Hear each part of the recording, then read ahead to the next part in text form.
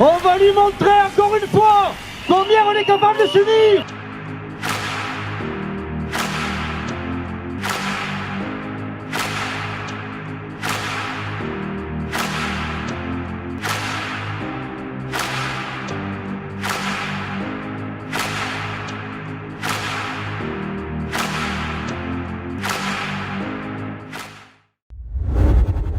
Les syndicats des professions libérales appellent également à la grève. On a des régimes autonomes, ça veut dire qu'en 1945, nous avons été exclus du régime général. Donc nous avons créé nos propres caisses qui sont des caisses autonomes, qui n'ont jamais coûté le moindre euro à l'État, qui lui rapportent plutôt, puisque par solidarité, nous abondons des caisses qui, elles, sont déficitaires. Nous avons pu faire face au choc démographique dû aux politiques sanitaires successives, vous le savez, les déserts médicaux, en mettant de côté des réserves. Donc nous gérons ces caisses en bon père de famille. Et aujourd'hui, on voit que l'État voudrait mettre la main sur ces caisses et nous faire rentrer dans le régime général, nous avons des difficultés à lui faire confiance. À chaque problème complexe, il y a une solution simple, directe et fausse. Et ça en est une. Je veux dire, c'est profondément insultant et méprisant pour les médecins de ville, parce que là, qu'est-ce qu'on fait? On définit un non-acte à 60 €, puisque pour un patient que l'on n'examine pas et que l'on renvoie vers le médecin, on donne à l'hôpital 60 €. C'est-à-dire que le médecin généraliste de ville vaut 2,4 fois moins qu'un non-acte, donc 2,4 fois moins que rien. Donc nous disons au gouvernement très, très simple, vous mettez en place l'expérimentation à partir du 1er avril, c'est pas un poisson, c'est la réalité, et bien nous en face, nous allons mettre en place l'expérimentation de la consultation à 60 €. Et d'autre part, est-ce qu'on va, dans ce pays, foutre la paix un peu à ceux qui soignent? Je rappelle que la grande majorité des patients, ceux qui ont le plus de lignes d'ordonnance parce qu'ils sont polypathologiques, c'est les patients âgés. Que le propre des patients âgés, voire très âgés, souvent, c'est d'avoir une certaine habitude de leurs médicaments et donc une méfiance quand cela change. Excusez-moi à chaque fois de revenir là-dessus, mais sauf que on est en train de... On n'a pas négocié. Non. Sauf qu'on est en train de vivre un virage sociétal comme jamais on en a vécu, exactement comme quand on est passé des cols bleus au col blanc, sauf que le numérique, le poids du numérique sur nos vies est en train de changer complètement les métiers et les façons d'exercer. C'est pour ça que je dis qu'une réforme aussi importante, elle doit être faite avec des spécialistes de l'avenir, comme les spécialistes des New Tech, des gérontologues, des gériatres, etc., qui vont te dire comment tu vivras demain. Si tu n'as pas ça, que tu le fais juste avec l'axe de Bercy, tu en arrives à dire aux gens, le seul raisonnement qui est un raisonnement de bourrin, qui est de dire juste, on vivra plus vieux, donc il faut travailler plus longtemps. Arrêtmaladie.fr. C'est consternant. Les médecins eux-mêmes n'en reviennent pas. C'est consternant. Nos médecins, cette pratique n'est pas acceptable en France. On voit bien que c'est le patient qui va dire depuis quand il a de la fièvre, s'il veut 1 jour, 2 jours, 3 jours d'arrêt de travail, et ensuite le médecin hypothétique va lui délivrer un arrêt de travail. C'est une marchandisation de la médecine, ça n'a rien à voir avec le soin, c'est une relation commerciale par une société qui trompe le patient. Cela fait des mois et des mois et des mois que l'on alerte sur cette réforme et que l'on dit qu'elle est mal pensée, mal conçue, non aboutie, qu'elle ne peut pas réussir parce qu'on ne peut pas faire construire l'avenir des hommes sans les hommes. Or, depuis 2 ans, force est de constater qu'il n'y a pas eu de négociation, quoi qu'en dise le gouvernement. On en sait quelque chose, nous, les médecins, puisqu'il y a eu 18 mois de dite concertation par les équipes de M. Delevoye. En fait de concertation, il n'y a eu que des explications et les directeurs de nos caisses autonomes ont été proprement foutus dehors de ces négociations. C'est important, Johan, ce que vient de nous dire Jérôme Marty. Qu'est-ce que vous répondez à cela? Que c'est du grand guignol brouillon.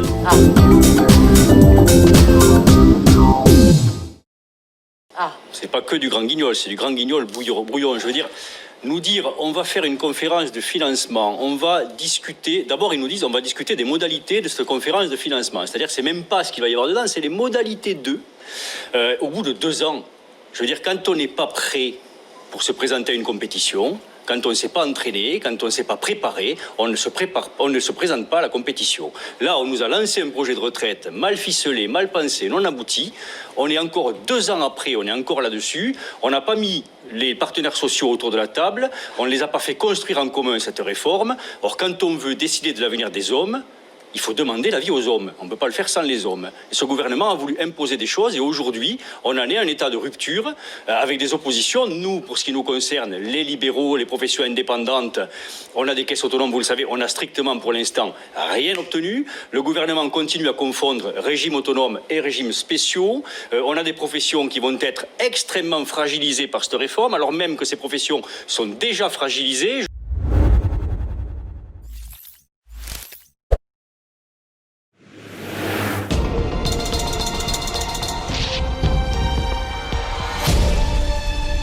On ne peut pas dignement laisser nos jeunes subir des retraites de misère. C'est indigne et contraire à notre esprit de confraternité. Il y a des suicides, des burn-out plus que dans la population générale. C'est absolument dramatique. Et surtout, nous allons vers une médecine qui ne sera plus une médecine de qualité, mais une médecine contrainte et étatisée. Sommes-nous des moutons, des autruches? Sommes-nous en plein masochisme? Alors je vous demande de vous réveiller avant qu'il ne soit trop tard. Eh bien, tout cela va conduire à un système complètement non libre, non indépendant. Et pourtant, notre métier libéral, c'est le mot libéral, en fait, a tendance à se perdre. Nos caisses autonomes sont à l'équilibre actuellement.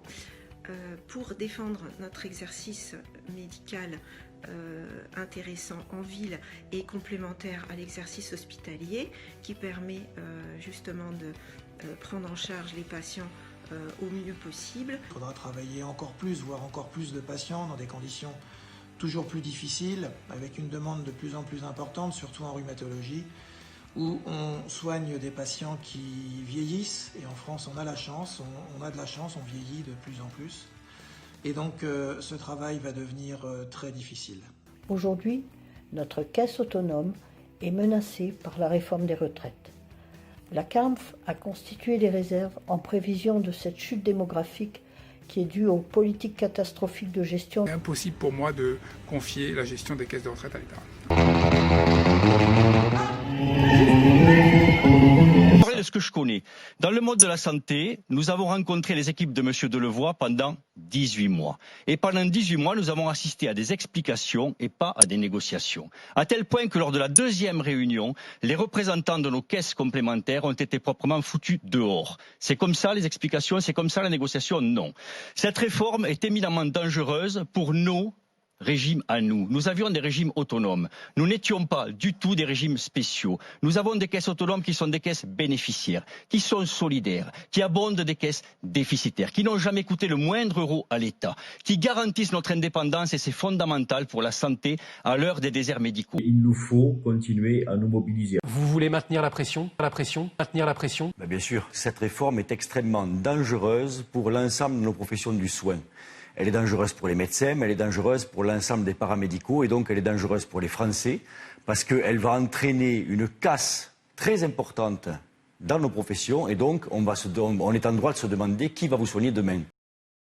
Pour les paramédicaux, c'est la même problématique que pour les avocats, c'est-à-dire que leurs cotisations vont passer de 14 à 28% et ce sont des professions qui ont des tarifs qui sont, comme pour les médecins, au plus bas de la moyenne européenne. Ils ne pourront pas faire face à ces charges et donc des centaines et des centaines de cabinets vont fermer. Et pour les médecins, ce sont les pensions qui vont diminuer de 30 à 34%.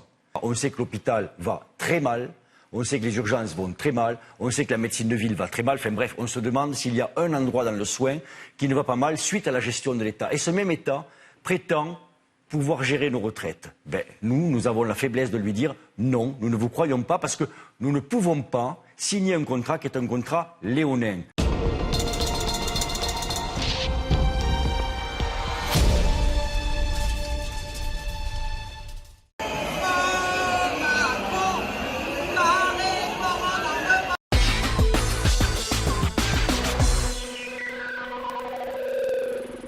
Suspicion sur 5 lycéens qui ont passé leurs vacances en Italie. Donc hop, tout de suite à l'hôpital. Bien sûr.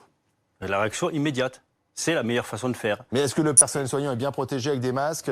Là, on peut supposer que oui. Dans les hôpitaux qui ont été désignés pour prendre en charge les cas supposés, possibles ou avérés, il est évident que le personnel est protégé. Je voudrais revenir très rapidement sur les réactions des politiques qui s'affolent pour leur dire qu'ils arrêtent de jouer aux docteurs. Les docteurs, c'est nous. Les soignants, c'est nous, et c'est nous qui allons être en première ligne. Et c'est nous qui allons récupérer l'affolement qu'ils créent. Donc là, il va falloir un petit peu de sérieux. cette chose-là, cette éventuelle pandémie et cette éventuelle épidémie est quelque chose qui peut frapper le peuple de France. Et on attend des politiques qu'ils soient des politiques responsables et qu'ils ne manient pas l'affolement. Parce que derrière, c'est les personnels soignants qui, toute la journée, vont devoir expliquer aux gens pourquoi il ne faut pas qu'ils s'affolent. On en croit le professeur Didier Raoult qui dirige l'Institut hospitalier universitaire de Marseille, Méditerranée Infectiologie. Si l'on l'en croit, lui, il titre carrément sur la vidéo qu'il a mis en ligne cet après-midi à propos de l'effet de la chloroquine, fin de partie. Oui, il dit fin du game. Ça voudrait dire que ça y est, on a résolu le problème. Lui est très très optimiste. Bon, alors, tout à l'heure. Et puis la prudence, ça veut dire qu'on donne les moyens aux soignants de se protéger. C'est quoi, les masques? Et c'est là peut-être qu'il faut accélérer. Oui, moi j'ai des retours terrain de généralistes qui reçoivent aujourd'hui des patients qui rentrent de Lombardie ou de Vénitie et qui viennent dans leur cabinet de consultation. Et force est de constater que ces médecins ne peuvent pas se protéger si tant est qu'en face d'eux, le patient était porteur de virus parce qu'ils n'ont pas les masques, parce qu'ils ne sont pas aujourd'hui disponibles. Alors, on sait que le ministère les a mis en production, que plusieurs millions de masques vont être produits et mais les médecins n'en ont pas aujourd'hui. Mais aujourd'hui, ils n'en ont pas, donc il faut accélérer les choses. Ce qu'on dit aux patients, c'est de reconsidérer leur position par rapport aux médecins, c'est-à-dire que pour tout ce qui est bénin, tout ce qui ne relève pas d'une consultation urgente, qu'ils appellent d'abord leur médecin au téléphone, qu'ils restent chez eux au maximum, parce que ce n'est pas la peine de venir dans une consultation, dans une salle d'attente où on risque de se contaminer, ça c'est la première chose. Et puis surtout, on va avoir de plus en plus de cas à traiter, de patients qui vont être Covid positifs, qui auront le Covid-19, pardon, qui seront corona positifs en quelque sorte. Et donc, on doit nous laisser avoir le temps de prendre en charge les gens. Donc ça, c'est le premier message. Le deuxième message, c'est de dire à tous les confrères qu'ils se protègent. On sait que cette pathologie est éminemment nosocomiale, c'est-à-dire qu'un certain nombre de soignants sont touchés. Il n'est pas question d'imaginer un seul instant qu'un grand nombre de médecins, d'infirmières, de kinés soient sortis du soin parce que malades. Ça, c'est la première chose. Et la deuxième chose, il n'est pas question non plus d'imaginer que ces médecins, ces infirmières, ces kinés soit contaminant pour les patients. Donc il faut absolument qu'ils se protègent. On sait que l'État va leur livrer des masques, ils en manquaient jusqu'à présent, il faut le dire, ils en manquaient. On va leur livrer des FFP2, les masques de protection respiratoire, ils vont en avoir 3 par jour. Il est probable que ça va s'étendre vers les paramédicaux, mais surtout qu'ils usent de ces protections, qu'ils se protègent parce qu'on a besoin d'eux sur la ligne de front. Je hausse le ton exprès parce que je suis vachement en colère ce matin. Qu'il faudrait donner à la population les moyens de ne pas se contaminer et que le virus ne circule pas. C'est-à-dire qu'il faudrait faire comme dans les pays asiatiques, il faudrait masquer tout le monde, notamment dans les transports en commun, si on les maintient. On ne fait rien. On n'a absolument pas de soluté hydroalcoolique à disposition de la population. C'est-à-dire qu'on dit aux gens, lavez-vous les mains, très souvent vous vous touchez le visage 1 fois par minute, etc. Et ils ne peuvent se laver les mains qu'avec du savon. Comment ils font quand ils sont en ville, quand ils vont au travail, etc. On n'a pas les moyens de nos ambitions. Où sont les masques? C'est la vraie question. On est dans un pays qui est un pays socialisé, hyper administré, riche. On n'a pas été foutu de mettre des stocks de masques. Voilà où on en est aujourd'hui. On a un temps de retard depuis le début. On a en gros, 15 jours de retard. Et ces 15 jours, on ne les rattrapera pas. Et nos confrères qui sont à Strasbourg, qui sont dans l'Est, qui sont à Mulhouse, aujourd'hui, vivent une situation extrêmement difficile. Et quand je dis extrêmement difficile, je veux dire par là qu'ils donnent tout. Et toute la question, c'est de se demander combien de temps on peut durer quand on donne tout. Actuellement, on est totalement démunis, il faut quand même le dire. Il faut qu'il y en ait un qui se lève et qui le dise. On n'a pas de masque, on n'a pas de moyens de protection. On n'a rien, on veut même pas tester les soignants libéraux. Quand un soignant libéral qui a les symptômes de la maladie demande d'être testé, l'ARS le refuse. Mais à quoi ils jouent ces gens? Ils nous donnent pas de masque, ils veulent même pas qu'on soit testé. Ils veulent quoi? Ils veulent qu'un médecin contamine ses patients, c'est ça qu'ils veulent vraiment? Est-ce qu'ils imaginent que le rôle d'un médecin c'est de contaminer des patients? Le rôle d'un médecin c'est de soigner des patients. Actuellement, vous savez ce qu'on fait? On fait comme le sous-officier de la coloniale, on se démerde. C'est-à-dire qu'on est en train nous-mêmes de trouver des protocoles, des choses pour se débrouiller parce qu'on est en manque. On est en manque de tenue, on est en manque de tests, on est en manque de tout. Alors actuellement, on confine nos patients, on les voit par téléphone, uniquement. On cherche à même pas les voir en présentiel. C'est ça qu'ils font à Strasbourg. C'est ça qu'on va faire. Parce que la vague, on va la prendre dans la gueule dans 1 semaine à peu près. Et on nous fait jouer, on joue avec nos vies là. On joue avec les vies des soignants. En SSR, en soins de suite réadaptation, qui sont les établissements où il y a les patients les plus à risque, âgés, polypathologiques. Il y a pratiquement tous les SSR de France n'ont plus les moyens de se protéger. Les soignants ne peuvent pas se protéger. Ça veut dire quoi? Ça veut dire que si jamais un soignant est touché, si jamais un patient a la maladie, automatiquement un soignant va l'attraper et ça va se transmettre de chambre en chambre. ça va être véritablement une hécatombe de personnes âgées. Est-ce que c'est ça qu'on veut? Où sont les masques? Il y a un mois, je dénonçais ça aux grandes gueules. Un mois plus tard, 30 jours plus tard, on a le même problème. Nous ce soir comme grand témoin de cette crise, le docteur Jérôme Marty. Bonsoir docteur, merci d'être avec nous. Ça fait quelques semaines qu'on savait que cette vague arrivait. Elle est probablement plus importante encore que prévu, en tout cas sur la région de l'Est et sur la région parisienne. Et on sait combien nos consoeurs et nos confrères, en particulier en réanimation, donnent tout.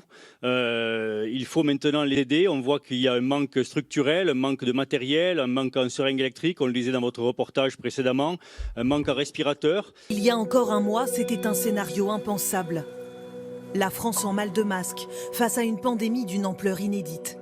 Des soignants, des pharmaciens qui se disent exposés sans protection suffisante. 10 masques qui me restent pour bosser. C'est vraiment du bidouillage qu'on fait. Comment en est-on arrivé là ? De la mise à disposition des moyens de protection, masques FFP2, lunettes, etc.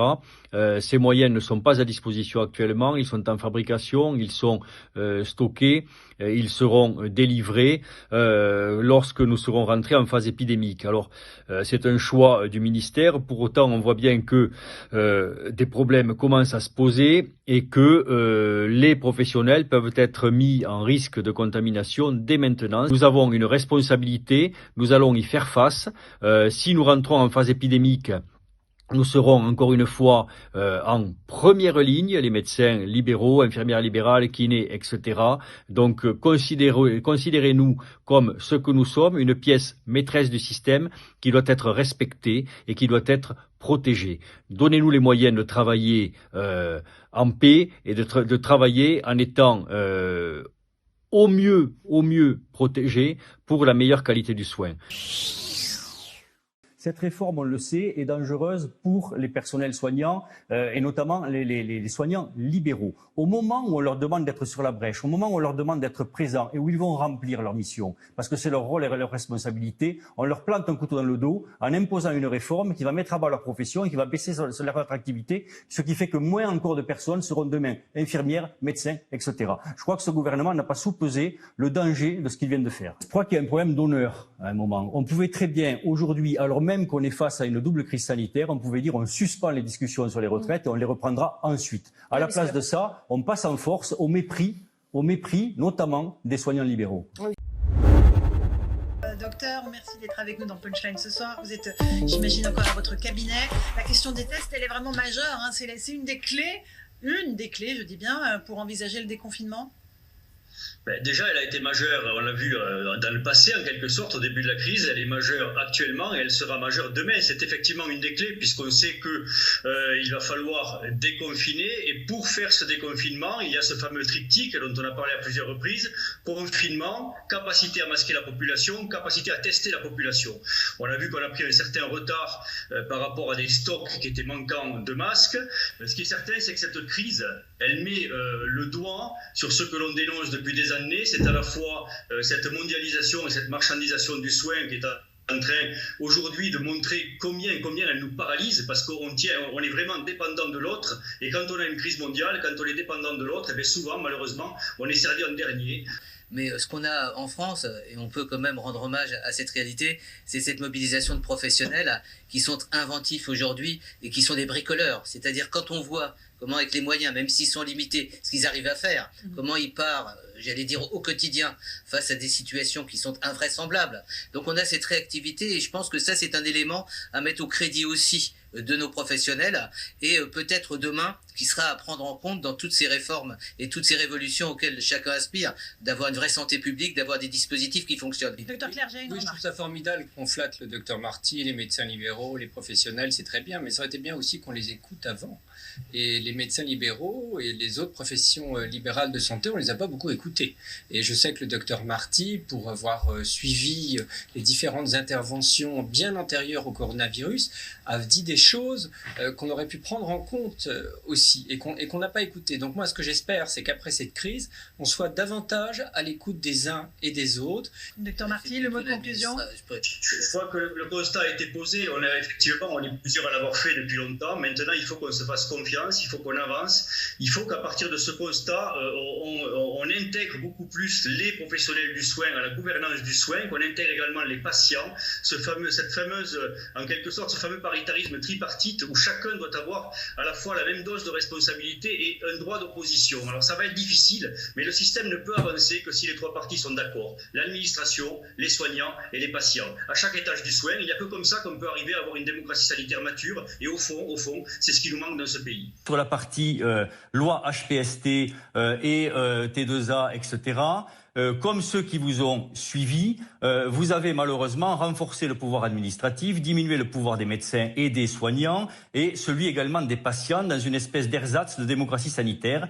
Et ce qui manque à ce système, et on le dit à l'envi depuis des années, c'est que l'on ait une démocratie sanitaire mature. Une démocratie sanitaire mature, c'est celle où les administratifs se mettent aux côtés des soignants et aux côtés des patients, avec les mêmes droits, les mêmes pouvoirs et un droit d'opposition pour chacune des parties. Et le système avance comme ça, parce que chaque partie a la possibilité de bloquer le système si celui-ci ne va pas.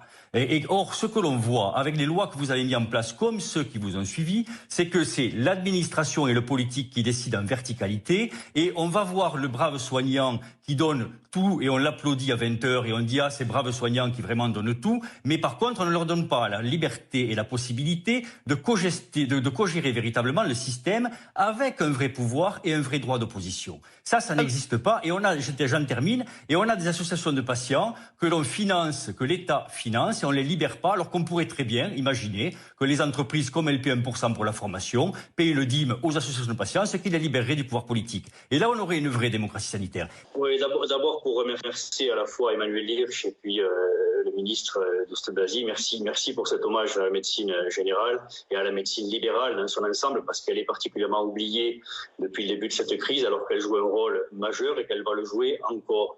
Nos cabinets de médecine libérale subissent une crise extrêmement importante, puisque vous savez que suite à des mots malheureux et puis à une interprétation qui a certainement été trop au pied de la lettre, la majorité des patients ne sont plus allés consulter leur médecin, spécialiste ou médecin généraliste depuis près de mois et demi, ce qui fait que nombre de cabinets se retrouvent dans des situations économiques absolument catastrophiques, avec des spécialistes qui sont à 100% de perte de revenus et qui n'ont strictement aucune aide financière, puisque vous savez que quand vous êtes libéral, vous n'avez pas de salaire qui tombe à la fin du mois, et à ce moment-là, c'est une perte sèche à laquelle il faut faire face, et vos charges, elles, continuent de courir. Ah non, mais moi je suis médecin et je me demande si M. Salomon parfois l'est. C'est une vraie question que je me pose. Non mais attendez, le Salomon du 23 avril n'est pas le Salomon du 22, qui n'est pas celui du 15, qui n'est pas celui de mars, qui n'est pas celui de février. Enfin, ça va quoi, à un moment. Quoi. Il nous dit tout et son contraire, avec le même aplomb, le même dédain presque. C'est un général qui n'a pas su armer ses troupes. C'est un général qui a envoyé ses troupes à poil combattre un virus comme se sont retrouvés les Français en 14. Enfin, c'est délirant cette histoire. C'est tout simplement délirant. On a véritablement un chef qui a menti. Il faut dire les choses quand même à un moment, quoi. Qui a menti, il n'y a pas d'autre mot. Par omission ou réellement, de façon volontaire. Donc à un moment, M. Salomon, soit il démissionne, et il a l'honneur de démissionner, s'il lui en reste un peu. Mais on ne peut pas le reconnaître, nous. Quoi. Enfin, je ne dis même pas de soi et soi. C'est il démissionne ou il démissionne. Quoi. Ça suffit. Franchement, la profession n'en peut plus, je vous le dis, parce que l'immense majorité des médecins, des soignants, n'en peut plus de cette pantomime, n'en peut plus de ce numéro de cirque qui nous fait tous les soirs, de Capitaine Constate, où il nous dit juste des chiffres, tant de décès, tant d'entrées dans les hospitalisations, tant de sorties, ce qui n'a strictement aucune valeur épidémiologique, rien. Tester, c'est ce qu'avait dit l'OMS, c'est ce qu'il faut faire effectivement, mais on voit que là encore, on a un retard qui est très important. On a un retard en termes de moyens de protection, les masques, les surblouses, les surchaussures, les écrans de protection. Il a fallu que ce soit des entreprises qui les fabriquent, des imprimantes 3D. On n'a toujours pas véritablement de moyens. Il n'y a pas de remise en cause d'ailleurs de l'Ondam. Tout ce que l'on nous dit, c'est que celui-ci va fortement augmenter. On le verra. Qu'est-ce que cela veut dire fortement augmenter? On a bien vu que pour un politique, les fortes augmentations sont souvent de 0,1 ou 0,2% par rapport à une base de 2%. Certainement pas en tout cas de 4% ou de 5%, ce qui représenterait le double de l'augmentation habituelle de l'Ondam.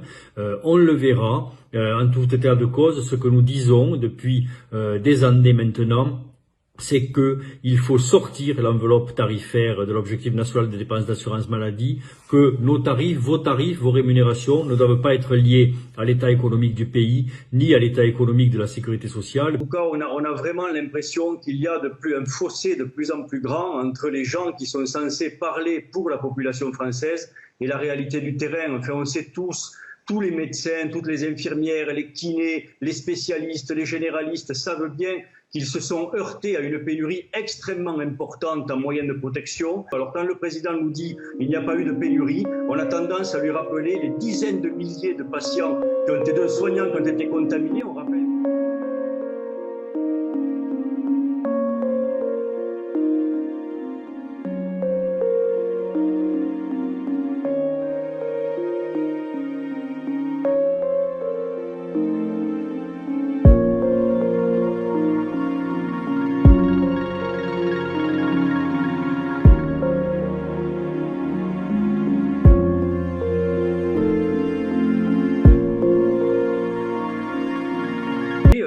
Il y a un rapport parlementaire qui est sorti, un travail de 66 parlementaires sur le jour d'après avec des propositions. Et alors là, on peut s'étonner ou alors on tombe véritablement de sa chaise quand on le lit, parce que leur solution, c'est de renforcer l'administration, d'encadrer un peu plus la médecine, alors même que tout a fait la preuve de l'échec de l'hyper-administration, du centralisme, de la verticalisation dans la santé. Et là, on a 66 parlementaires qui nous disent que la médecine de ville doit être davantage encadrée et qu'on doit empêcher que les médecins se coordonnent seuls, mais réguler la coordination des médecins. Enfin, on marche sur la tronche, quoi. On a une tribu de Tartuffe qui vient de nous sortir un travail, mais c'est même plus du scandale, quoi. C'est de l'aberration ou de la connerie. Ce ne sont pas les administratifs qui soignent, ce sont les médecins, ce ne sont pas les administratifs qui tiennent le bistouri, pas plus qu'ils ne tiennent le stéthoscope. Les médecins sont libres de soigner. On demande aux administrations d'arrêter d'emmerder les médecins, de les laisser soigner ces patients qui ont été en défaut de soins depuis des mois et qui malheureusement présentent maintenant des pathologies qui se sont aggravées. Lever les plans blancs élargis dans les régions où ça circule plus, n'attendons pas plus. Il y a un drame qui se décide avec une vague entière de patients non Covid qui ont besoin de soins. Laissez les médecins soigner. Jérôme Marty, ça partit d'un bon sentiment, mais concrètement, la coupe est pleine? Concrètement, oui, la coupe est pleine. Vous savez, déjà, on nous avait proposé une médaille, une espèce de médaille en chocolat, on avait dit à l'époque, et puis ensuite, il y a eu des primes. Et puis maintenant, on nous dit qu'on va faire un hommage aux soignants le 14 juillet. Écoutez, on eût préféré avoir des masques, on eût préféré avoir des surblouses, on eût préféré avoir tous les moyens de protection nécessaires. Monsieur Thierry Baudet, président de la Mutualité française, a présenté 20 solutions pour le Ségur de la santé. Dans ces solutions, il y a pour lui le développement accéléré des structures pluriprofessionnelles. Et pour cela, pour accélérer ces structures, la mise en place de ces structures, il se propose de diminuer les rémunérations des médecins qui travaillent seuls pour les orienter en quelque sorte de force vers ces structures. Cela veut dire que pour monsieur Thierry Baudet, un médecin qui travaille seul fait du mauvais travail, fait de la mauvaise médecine. Sans doute imagine-t-il qu'il est tout seul, sans téléphone, sans ordinateur, sans lien avec d'autres professions, qu'il ne connaît pas d'infirmière, de kiné, de pharmacien, d'orthophoniste, de pédicure, etc., qu'il n'est pas en lien avec l'hôpital public, ni avec des cliniques privées. Bref, il s'imagine une médecine peut-être des années 20 ou 30, si tant est que cela était possible à l'époque. Monsieur Thierry Baudet a oublié que l'acte de base est à 25 € et pour lui, ça ne le choquerait pas qu'il soit à 23, 22, 20 €. Alors, une trentaine de médecins décédés, selon l'ordre des médecins. 16% des praticiens de SOS médecins infectés par le virus. Ces chiffres vous paraissent-ils réalistes ? Bien sûr qu'ils sont réalistes. Ils sont réalistes et ils sont probablement sous-estimés pour la partie contamination, puisque, vous le savez, on n'a toujours pas les données réelles des soignants contaminés, en particulier ceux des villes. Cela a été caché, n'ayons pas peur des mots, est encore caché. Alors, vous avez parlé de colère, je crois que c'est pire qu'une colère. On est dans l'accusation. On accuse à la fois le ministère et on accuse ce gouvernement d'avoir envoyé au front des médecins sans les avoir protégés ou en les ayant sciemment protégés avec des matériels qui ne convenaient pas. Pour l'instant, on n'en est à pas grand-chose puisqu'on n'est pas vraiment rentré dans le dur. Il y a eu des réunions qui ont été annulées au dernier moment. On commence à peine les discussions, vraisemblablement. Où est-ce que ça va mener? très difficile à dire. On a bien entendu le président de la République qui a parlé de donner plus de liberté aux soignants, mais dans quelles conditions, dans quel cadre, tout cela reste relativement vague. Tant qu'on ne sera pas sorti en fait de ce lien administratif extrêmement puissant que l'on peut avoir avec les agences régionales de santé et avec l'État qui a quand même la main sur la santé, tant en médecine de ville qu'en médecine hospitalière, on n'aura pas un nouveau schéma et donc on n'aura pas une nouvelle organisation de la santé. C'est l'exemple type d'une administration qui s'écrase elle-même, qui est tellement lourde qu'elle s'écrase, qu'elle s'étouffe elle-même. On a bien vu que si l'on en croit la ministre, les informations ne circulent pas, mais après elle a des mots qui sont tout à fait lunaire. Le premier sur les élections, quand elle nous dit, alors qu'elle est au niveau national, en gestion nationale, elle nous dit il faut bien que je montre ma capacité à gérer une crise sur le plan local. Enfin, quand vous êtes ministre, en général, vous ne dites pas ça. Et puis ensuite, elle nous dit qu'ils ont été tout le temps en avance, qu'ils ont eu toujours un temps d'avance, nous dit-elle, par rapport à la situation internationale. Alors même que, vous le savez, on l'a suffisamment dit sur votre plateau, on a manqué de masques, on a manqué de tests, de solutions hydroalcooliques, de produits anesthésiques, on a manqué de tout. Et la ministre nous dit, nous avons toujours été en avance. Enfin, c'est délirant comme histoire. Salut à tous, notre ministre Olivier Véran a donc présenté ces 33 mesures pour le système de santé suite au Ségur. Un Ségur de l'hôpital et non pas de la santé, puisque il n'y a quasi rien pour la médecine de ville. Les seuls moments où l'on parle de la médecine de ville, c'est pour la relier à l'hôpital ou aux agences régionales de santé. Ces agences, on nous dit, tenez-vous bien, qu'on va les renforcer, alors que nous avons vu combien elles avaient été, dans la plupart des cas, carentielles pendant toute la période Covid.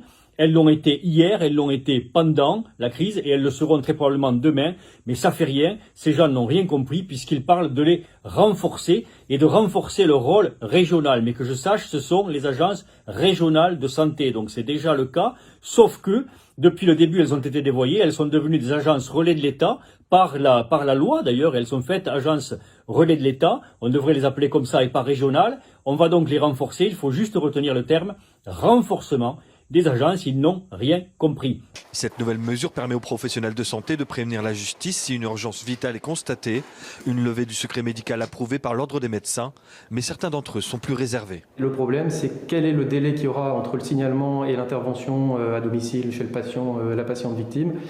Je pense qu'il faut un circuit court. On cherche à activer le levier médical, mais qu'il faut aussi que de l'autre côté, que le levier policier et justice soit puissant et efficace. Deux mots, si vous permettez. La première chose, victoire, parce que on l'a demandé, on a tapé sur la table, on l'obtient.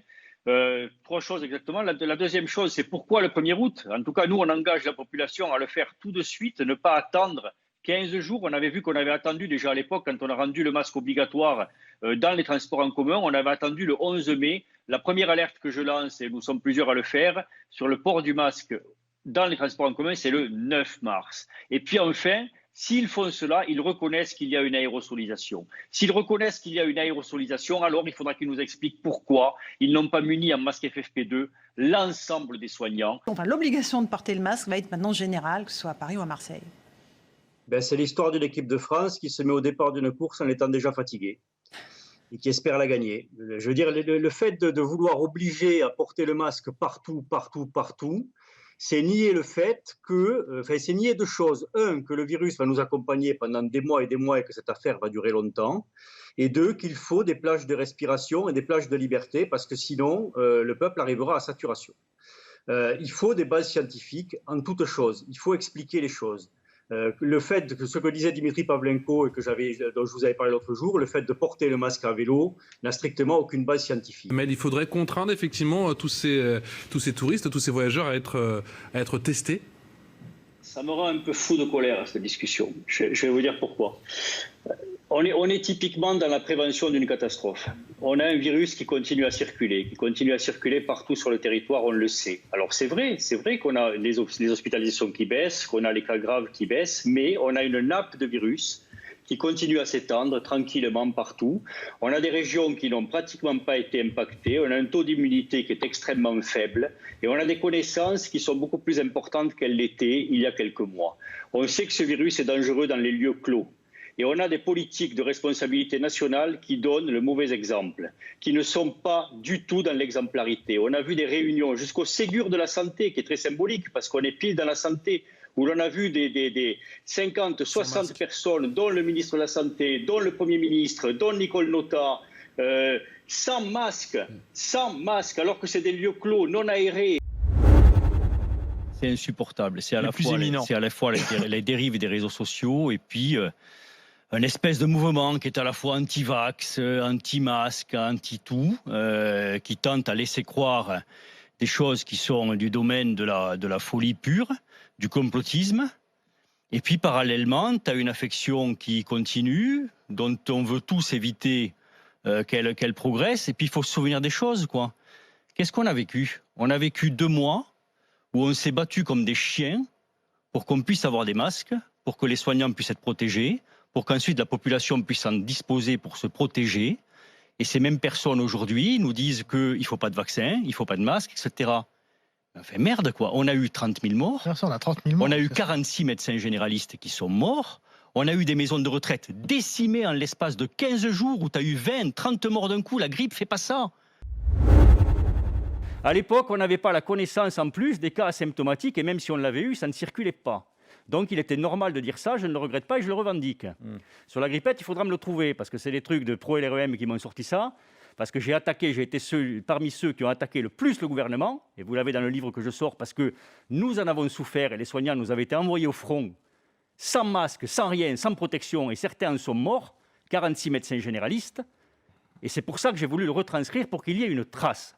Donc je ne regrette pas ces positions. Non, mais l'argument est logique, si vous voulez. Le fait de reconnaître que les fêtes de Noël, c'est des croisées de population, et que donc il y a un risque de propagation de l'épidémie si rien n'est fait auparavant, l'argument est logique. Mais, si on met tout en œuvre aujourd'hui pour éviter ce confinement, pour éviter l'accélération de cette épidémie, on n'aura pas à faire ce genre de choses. Donc ce qu'il faut, c'est jouer au maximum le renseignement et l'explication aux Français pour que chacun soit un élément du combat collectif. Aujourd'hui, on a trop de monde encore, je suis désolé de dire ça, mais on a trop de monde sur les plateaux qui viennent nous dire il ne se passe rien, l'épidémie est terminée. Vous vous souvenez, il y a peu de temps, on nous disait il n'y a pas d'hospitalisation, donc il n'y a pas d'épidémie. Maintenant, on nous dit c'est une mauvaise lecture des chiffres, il ne se passe rien. Je crois que vraiment, il est temps de laisser la parole, en tout cas pour cette partie sanitaire, à ceux qui touchent les malades, à ceux qui posent les stéthoscopes, à ceux qui malheureusement font les intubations, à ceux qui vivent véritablement l'épidémie, mais pas à ceux qui restent assis sur leurs fesses à regarder les courbes. Bonjour, docteur Marty. Bonjour, Laurence Ferrari. Vous êtes le médecin qui a accusé les ministres d'avoir menti aux Français, d'avoir provoqué des morts parmi le personnel soignant et aussi parmi la population. C'est dans ce livre, aux éditions Femmes Larion, on va en parler, le scandale des soignants contaminés. Alors, dans ce livre, le scandale des soignants contaminés, vous dénoncez les conditions de travail de vos confrères, les médecins généralistes qui ont été envoyés au front. Ça a été les soldats du front envoyés au combat sans masque. Et puis vous citez évidemment les phrases terribles des ministres à propos des masques. Agnès Buzyn, 26 janvier, il ne faut pas acheter de masques en pharmacie. Jérôme Salomon, le 4 mars, les masques n'ont aucun intérêt pour le grand public, jusqu'à celle d'Édouard Philippe, le 13 mars, le port du masque en population générale dans la rue, ça ne sert à rien. Mais si, encore une fois, on se fait dépasser par la vague qui arrive, il va falloir, encore une fois, affronter cette maladie avec les mesures les plus contraignantes. Il faut qu'on soit, encore une fois, factuel, qu'on se prépare. C'est pas une guerre. Parce qu'il y a eu ce fameux mot, vous savez, au départ, nous sommes en guerre. C'est pour ça que j'ai mis dans les coulisses d'une sale guerre. C'est pas une guerre, c'est un combat pour la vie que l'on mène tous et qu'on va gagner. Parce qu'il ne peut pas y avoir d'autre issue. Donc on va le gagner, ce combat. Il est certain que ça va gêner nos vies, parce qu'il y a des modifications de nos vies. Souvenez-vous, la vie d'avant, elle est loin maintenant. Hier soir, je traversais un square avec tous les parents qui étaient masqués, les enfants non masqués, et je discutais avec un confrère à vous, et on se disait, mais elle paraît loin, la vie d'avant quand même. Elle paraît très loin. Elle paraît très loin, effectivement, mais sur l'avenir, ça ne va pas durer des mois et des mois et des mois. C'est une période à passer, et on va la gagner. Merci beaucoup, Jérôme Marty, de ce message d'espoir. Salut à tous. Vous l'avez vu, les négociations conventionnelles ont repris avec les anciens syndicats et elles portent sur la téléconsultation, la téléexpertise. Pour la téléconsultation, on assouplit les règles. Plus besoin d'avoir vu un patient dans les 12 mois précédents en présentiel. On s'affranchit des règles territoriales pour les spécialités autres que celles de la médecine générale. Bref, les bouchons de champagne sautent chez les plateformes de téléconsultation. C'est pas les syndicats qui vont s'en plaindre puisque vous avez vu, ils les invitent, elles financent leur site ou voire même elles financent ces syndicats-là. Donc, comme ils ont des conflits d'intérêts avec celle-ci, ils vont pas s'en plaindre. Pour un peu le prix, on rappelle que le médecin requérant l'expertise, la téléexpertise, était payé grassement 5 € ou 12 € pour une expertise de niveau 2, et celui qui l'a pratiqué était payé 12 ou 20 €. Bref, du foutage de gueule. Là, on nous dit qu'on va augmenter les prix, puis on nous dit qu'on va nous donner une carotte, là, un forfait si on renseigne bien le DMEP, etc. Écoutez, ça suffit, quoi, ça suffit. On a un C à 25 €, moi je vous le dis, votez pour l'UFML, nous on va se battre pour vous l'amener au niveau européen, et puis surtout on va se battre pour que vous ayez tous droit aux honoraires complémentaires. Notre tarif de base, c'est la moyenne européenne plus l'accès aux honoraires complémentaires, c'est ça, c'est pas autre chose. Et puis on fout en l'air cette idée de deuxième acte à moitié prix et de troisième acte gratuit. Mais c'est quoi cette histoire? Quand vous allez chez le boulanger, vous prenez 2 baguettes, la deuxième elle est moitié prix et la troisième elle est gratuite? Non mais de qui on se fout là? Cette vidéo pour faire une réponse à Roland Quérol qui hier dans une émission sur LCI, on ne s'est pas tout dit, a porté de graves accusations à l'égard des médecins de ville comme de l'hôpital, disant que nous avions une revanche à prendre vis-à-vis des politiques, que nous étions alarmistes, que nous cherchions à régler nos comptes et qu'il nous demandait de soigner et en quelque sorte de faire soigner tais-toi. Alors Roland, c'est pas comme ça que ça se passe, je suis désolé, on n'est pas du tout dans une position comme ça de règlement de compte vis-à-vis du pouvoir.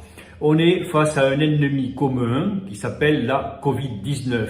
Ennemi commun qui est en train de pousser sur tout le territoire avec un véritable risque de perte de contrôle et on y est quasi. Donc on a la prétention de penser que les meilleurs experts du soin, c'est les médecins. Alors c'est pas parce que on a fait ces études-là, etc., mais c'est parce qu'on est branché sur le terrain en permanence et que donc on ressent les choses. On les ressent plus vite que les politiques puisque nous on touche la maladie et que la maladie nous touche avant même qu'elle arrive dans les cercles du pouvoir. Cette vidéo juste pour revenir sur le temps qui a été perdu parce qu'on voit bien qu'on se dirige vers un confinement territorial ou global, et celui-ci résulte de l'absence de mesures qui ont été prises très en amont. Quand on a lancé des alertes à plusieurs au mois de juillet, puis au mois d'août, puis au mois de septembre, on nous a opposé tout un tas de fausses raisons. On nous a dit, quand on le disait qu'il y avait des malades, qu'on les voyait dans nos cabinets, qu'il n'y avait pas d'hospitalisation. Quand il y a eu des hospitalisations, on nous a dit il n'y a pas de réanimation. Quand il y a eu des réanimations, on nous a dit les hôpitaux ne sont pas débordés. Quand les hôpitaux ont été débordés, on nous a dit c'est parce que les hôpitaux n'ont pas été agrandis, parce qu'on n'a pas voulu se donner des moyens, etc. Puis on nous a dit les tests sont faux. On est en train de majorer le nombre de malades. Et puis on nous a dit on transforme des grippes en Covid. Tout un tas de conneries. Puis que les médecins étaient payés pour marquer des Covid en quelque sorte. Et que donc les malades étaient des faux malades. Tout un tas de bêtises. En fait, la réalité, c'est que quand on a lancé ces alertes, c'était pour éviter d'en arriver à la situation actuelle. Et parce qu'on n'a pas pris les mesures quand il le fallait, à ce moment-là, on est arrivé à la situation d'aujourd'hui avec une obligation quasi de confinement, soit général, soit territorial. On sous-rémunère notoirement tous nos professionnels de santé. On a les tarifs les plus bas d'Europe. Tout le monde s'en fout.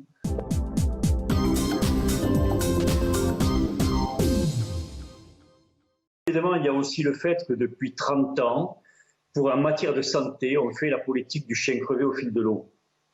Et ça, il faut quand même s'en rendre compte. C'est-à-dire qu'on laisse petit à petit notre système de santé se déliter sans s'en préoccuper et en le laissant, en regardant ailleurs, alors que notre maison brûle depuis des années.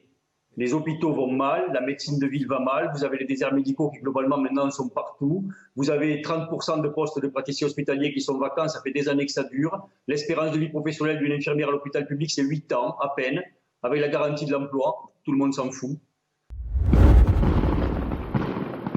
Je crois qu'il faut prendre ça très au sérieux, très au sérieux.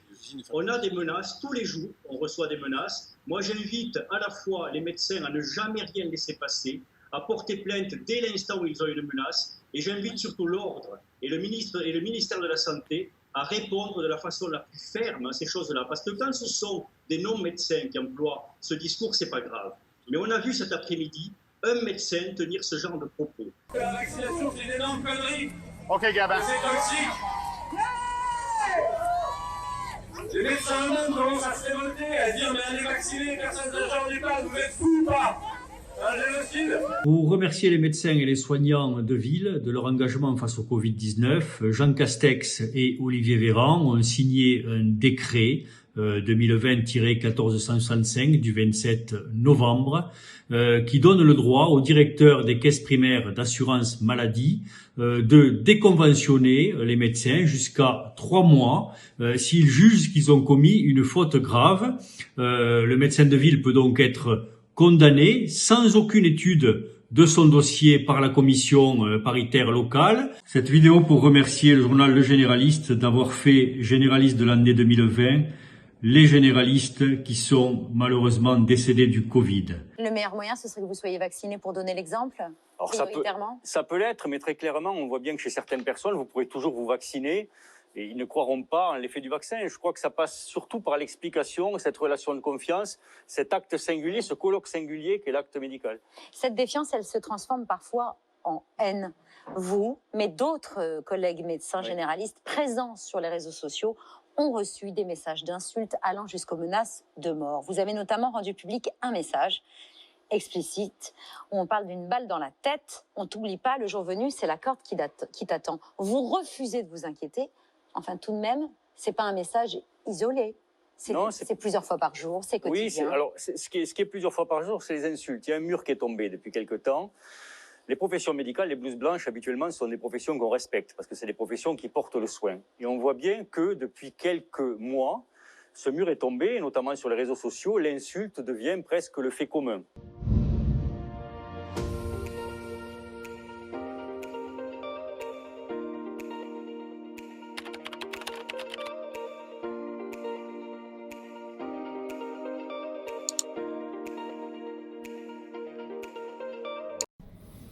Bonjour, je suis David Shapiro, vice-président de l'UFML Syndicat. Dans quelques mois, en mars 2021, va se dérouler quelque chose de fondamental pour notre syndicat. Pour la première fois, nous allons pouvoir nous présenter et être élus aux URPS. Les URPS, ce sont les Unions régionales des professionnels de santé. C'est un organisme qui, outre le travail qu'il est en théorie censé faire pour aider les libéraux, permet d'établir la représentativité des syndicats. Comme vous le savez, nos institutions sont bizarrement faites. Nous ne pouvons être entendus, écoutés et suivis par le ministère que si nous sommes représentatifs. Cela fait maintenant des décennies que ce sont les mêmes syndicats qui tiennent les URPS. On voit leur bilan aujourd'hui et il faut que ça change. Le seul moyen pour que cela change, c'est de voter aux URPS pour l'UFML Syndicat. C'est un moment historique. Tout le combat que nous menons depuis le début, tout ce que nous avons dit, tout ce que nous avons fait, va aboutir à ce moment du vote qui va nous permettre enfin d'être représentatifs et de pouvoir porter votre voix aux négociations conventionnelles. Il faut que cela change, il faut que les choses changent, il faut qu'enfin la médecine et les médecins soient respectés. Pour cela, il faut être élu. La première chose à faire, c'est de vous rendre sur le site de l'UFML, ufml-syndicat.org, et de vérifier que vous êtes bien sur la liste des électeurs. Normalement, avec votre numéro RPPS, vous l'êtes, il faut juste vérifier vos coordonnées et que vous êtes bien inscrit. Pour la première fois, ce vote aura lieu par voie électronique à partir du 31 mars. Nous avons un tutoriel sur notre site qui nous permet de vous expliquer comment faire pour ce vote. Ce vote a lieu tous les 5 ans. Il est donc fondamental de voter pour nous. Si vous ne votez pas pour nous, si vous ne votez pas tout court, les mêmes vont rester en place. Et donc, cela va continuer. Les rosques, les forfaits, les insultes, ça suffit. Il faut voter pour nous, votez, faites voter. Si vous êtes motivé, venez même sur nos listes. Nous avons encore de la place dans certaines régions. Donc n'hésitez pas à nous contacter, nous serons ravis de vous recevoir car je sais que vous défendez les idées de l'UFML Syndicat. Nous comptons sur vous, impérativement. Il faut voter, il faut faire voter autour de vous. Bien sûr adhérer, puisque comme vous le savez, l'UFML Syndicat est le seul syndicat qui ne vit que de l'adhésion de ses membres. Nous avons besoin de vous. À très bientôt.